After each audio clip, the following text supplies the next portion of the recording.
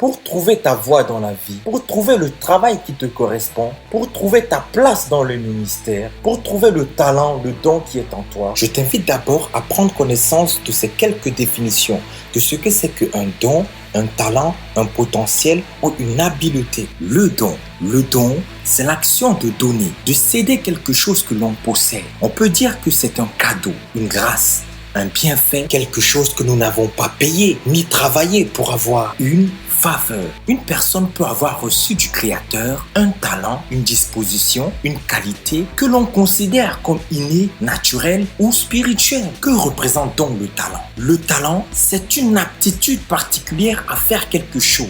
C'est une capacité remarquable dans un domaine spécifique. C'est une personne qui est douée dans une activité ou dans plusieurs activités. Alors, est-ce que c'est plus clair pour toi? Il faut donc distinguer plusieurs choses. Le donateur, le récepteur, la spécificité du don, c'est-à-dire as-tu reçu de l'argent? As-tu reçu des vêtements? As-tu reçu des chaussures? As-tu reçu la capacité de fonctionner convenablement après très peu de sommeil? As-tu reçu la capacité de motiver les autres? As-tu reçu la capacité de ressentir la souffrance des autres? De te mettre à la place d'autrui? As-tu reçu la capacité d'être fort physiquement? As-tu reçu une belle voix pour chanter? As-tu reçu la capacité de diriger, de gouverner, de conseiller, de faire preuve de créativité? As-tu reçu la capacité d'être organisé, d'être ordonné dans ce que tu fais? En fait, il y a plusieurs dons, aussi excellents l'un comme l'autre. Il faut spécifier, clarifier ce que tu as reçu et sous quelle forme se manifeste ce que tu as reçu et dans quelles conditions cela se manifeste-t-il. Le potentiel, c'est l'ensemble des ressources dont quelqu'un, une collectivité, un pays peut disposer. Une habileté est tout simplement une qualité. Prenons quelques exemples. Une qualité de quelqu'un qui est capable de réaliser un acte avec une bonne adaptation psychomotrice au but poursuivi. Une qualité de quelqu'un qui agit avec ingéniosité, intelligence. Une qualité de ce qui est fait avec adresse, ingéniosité, sagesse, d'intérité. L'habileté d'une manœuvre, l'habileté d'un sport, l'habileté de jouer de l'instrument de musique. Alors, pour ma part, je comprends jusqu'ici que rien ne sert que je me glorifie des dons, des capacités, bien que la parole de Dieu me dit que Dieu ne se repent pas de ses dons, mais la parole de Dieu me dit également que Dieu jugera tout homme en fonction de ses œuvres, en fonction de ce que chacun aura fait, en fonction de la gestion de chacun, des dons, des capacités que chacun aura reçus. Alors, attention, parce que la parole de Dieu nous dit que Dieu résiste aux orgueilleux et il fait grâce aux humbles. Soyons donc humbles et utilisons tout ce que Dieu nous a donné avec sagesse, intelligence, prudence et humilité. Maintenant que nous avons vu ces quelques définitions, examine avec moi, pour commencer, Exode 31 à partir du verset 1 à 5. L'Éternel parla à Moïse et dit: sache que j'ai choisi Betsaliel, fils d'Uri, fils de Hur, de la tribu de Juda. Je l'ai rempli de l'Esprit de Dieu, de sagesse, d'intelligence et de savoir pour toutes sortes d'ouvrages. Je l'ai rendu capable de faire des inventions, de travailler l'or, l'argent et les reins, de graver les pierres et enchâsser, de travailler le bois et d'exécuter toutes sortes d'ouvrages. Examine encore avec moi Exode 35 à partir du verset 26 à 27. Toutes les femmes dont le cœur était bien disposé et qui avaient de l'habileté filèrent du poil de chèvre. Examine encore avec moi Exode 35 à partir du verset 30 à 35. Moïse dit aux enfants d'Israël: sachez que l'Éternel a choisi Betsaliel, fils d'Uri, fils de Hur, de la tribu de Juda. Il l'a rempli de l'Esprit de Dieu, de sagesse, d'intelligence et de savoir pour toutes sortes d'ouvrages. Il l'a rendu capable de faire des inventions, de travailler l'or, l'argent et les reins, de graver les pierres et enchâsser, de travailler le bois et d'exécuter toutes sortes d'ouvrages d'art. Il lui a accordé aussi le don d'enseigner, de même qu'à Oholiab, fils d'Aïsamak, de la tribu de Dan. Il les a remplis d'intelligence pour exécuter tous les ouvrages de sculpture et d'art, pour broder et tisser des étoffes teintes en bleu, en pourpre, en cramoisi et de fin lin, pour faire toute espèce de travaux et d'inventions. Amen. Pour comprendre ce qui te correspond, ce que tu dois faire ou le domaine dans lequel tu dois t'engager, il faudrait d'abord que tu t'asseyes et que tu commences à détruire, à renverser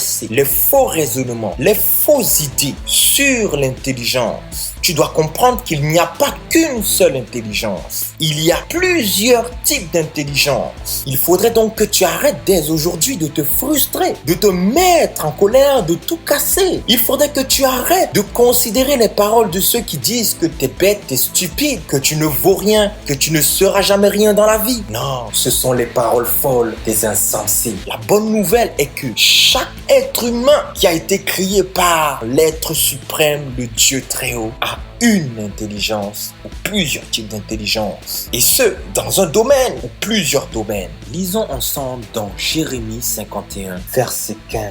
Il a créé la terre par sa puissance. Il a fondé le monde par sa sagesse. Il a étendu les cieux par son intelligence. Lisons encore dans Proverbe 9. 10. Le commencement de la sagesse, c'est la crainte de l'Éternel. Et la science des saints, c'est l'intelligence.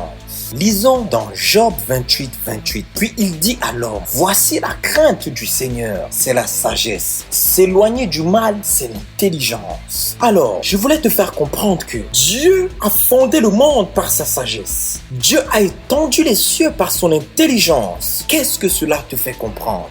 Qu'est-ce que cela me fait comprendre? La sagesse nous donne la capacité de fonder les choses. Et l'intelligence nous donne la capacité d'étendre les choses fondées et créées. Nous devons savoir en plus que ce n'est pas parce que nous sommes intelligents dans un aspect ou un autre que nous sommes intelligents selon Dieu. Avec l'intelligence qui t'a été donnée, tu peux être amené à faire des choses.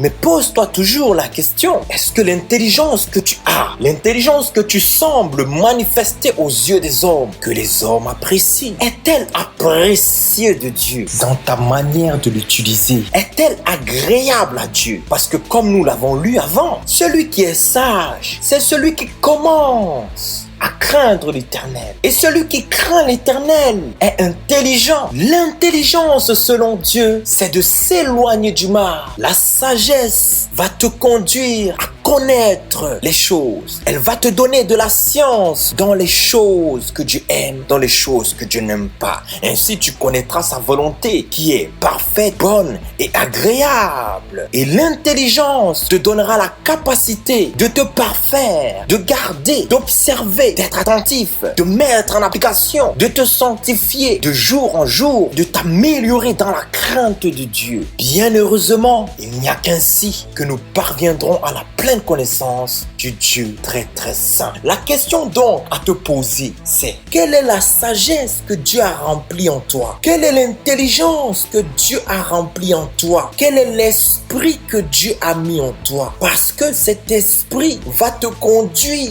à savoir manier, pratiquer, œuvrer dans certains ouvrages. Cet esprit que Dieu a mis en toi va t'accorder la capacité de faire des inventions, de travailler certains matériaux, l'or, les reins ou d'autres matériaux, va te donner la capacité, la force de graver les pierres, de travailler le bois ou d'exécuter d'autres ouvrages, d'exécuter des dessins. Cet esprit va te donner des habiletés. Pose-toi donc la question, quelles sont tes habiletés? Quelles sont les habiletés naturelles, spirituelles que Dieu a mis en toi? Quelles sont les choses qui t'attirent naturellement? Quelles sont les choses que tu comprends facilement, dans lesquelles tu as l'intelligence, tu as des ouvertures spirituelles comme physiques? Deux fois les choses sont simples. Dans ses études, dans son travail en psychologie, le psychologue Howard Gardner a compris qu'il y avait plusieurs types d'intelligence. En analysant le comportement de ses patients qui étaient atteints de lésions cérébrales, il a fini par comprendre qu'il y avait plusieurs types d'intelligence. Il était étonné de constater des malades privés d'une faculté intellectuelle bien précise, mais qui sont parfaitement capables d'en assumer d'autres. Il est le fondateur des théories des intelligences multiples. D'après ses travaux, il distingue initialement 9 types d'intelligence. 1.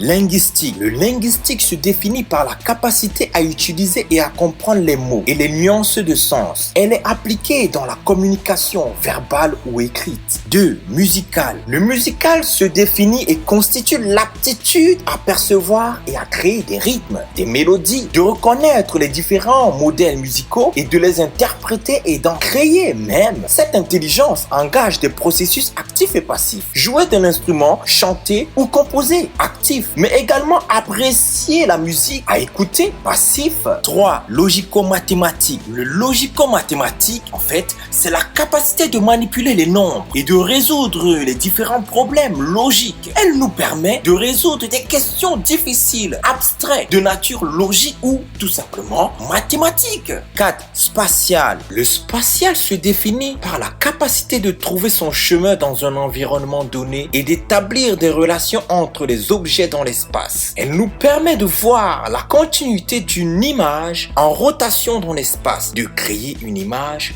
mentale. 5. Kinesthésique. Le kinesthésique se définit par la capacité d'utiliser le contrôle fin des mouvements du corps dans les activités comme le sport et les danses. Elle permet aussi d'utiliser son corps pour exprimer une idée ou un mouvement ou réaliser une activité physique donnée. 6. Intrapersonnel. L'intrapersonnel se définit par la capacité de décrypter ses propres émotions, à rester ouvert à ses besoins et à ses désirs. C'est l'intelligence de l'introspection, de la psychologie analytique. Elle permet d'anticiper sur ses comportements en fonction de la bonne connaissance de soi. Permet aussi de se former une représentation de soi précise et fidèle et de l'utiliser efficacement dans la vie. 7. Interpersonnel. L'interpersonnel se définit par la capacité de comprendre les autres, de communiquer avec eux et d'anticiper l'apparition d'un comportement. Elle permet aussi à l'individu d'agir et de réagir avec les autres de façon correcte et adaptée. Elle l'amène à constater les différences et les nuances de tempérament, de caractère, de motifs d'action entre les autres. Elle permet l'empathie, la coopération, la tolérance. Elle permet de détecter les intentions de quelqu'un sans qu'elles soient avouées. 8. Naturaliste. Le naturaliste se définit par la capacité de classer les objets et de les différencier en catégories. C'est l'aptitude à être sensible à ce qui est vivant, à notre environnement, à notre espace,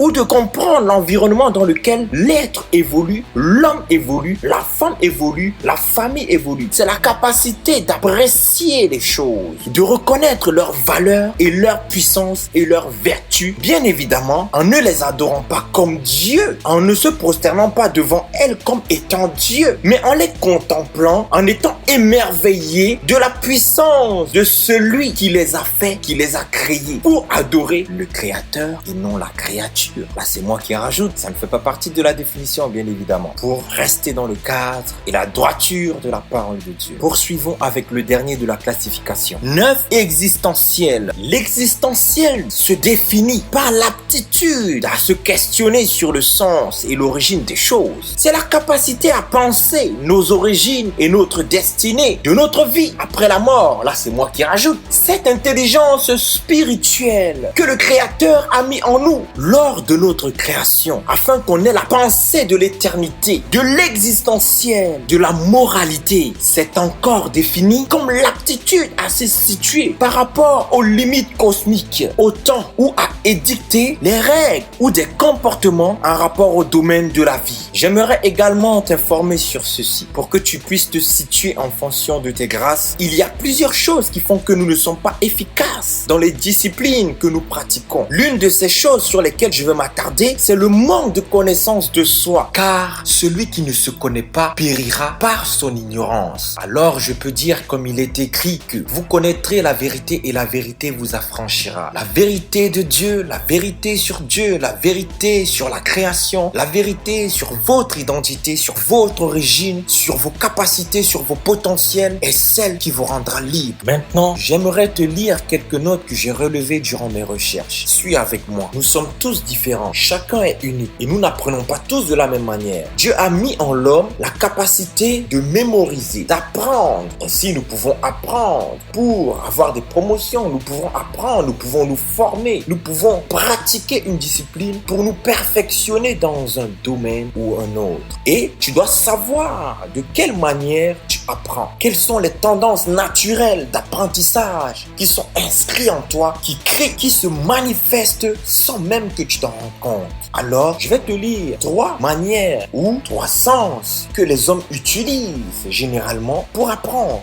pour mémoriser. Alors je commence. Pour apprendre, chaque personne fait appel à ses sens. Il existe 3 profils d'apprentissage principaux. Le profil visuel, le profil auditif et le profil kinesthésique. Ils déterminent nos principaux canaux de mémorisation. Le visuel utilise une mémoire eidetique, c'est-à-dire qu'il mémorise plus facilement les images, les schémas, les photos, les personnes. L'auditif retient aisément les sons, les bruits, bref, tout ce qu'il peut entendre pour se rappeler des choses. Il les répète plusieurs fois à haute voix. Une solution évidente pour lui. Le kinesthésique associe souvenir, mémoire à des sensations, une odeur, une émotion, un goût, une atmosphère. Alors, si tu es kinesthésique, pour retenir les choses, tu dois les vivre, les pratiquer.